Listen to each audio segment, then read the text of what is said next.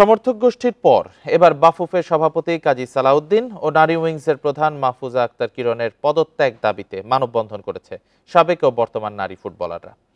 প্রিয় নম্বর সেট করে বিকাশে সেন্ড মানি করুন ফ্রি।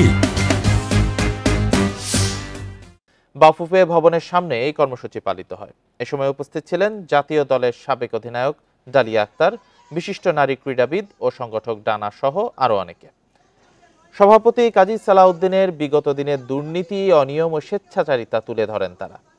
বিক্ষোভকারীরা জানায়, নিজের মতামতের সঙ্গে না মিললে ফুটবলারদের দল থেকে বহিষ্কার করতেন কিরণ। ফেডারেশনকে রাজনৈতিক প্রভাব মুক্ত রেখে সংস্কারের দাবি তুলে সরকার প্রধানের দৃষ্টি আকর্ষণ করেন তারা।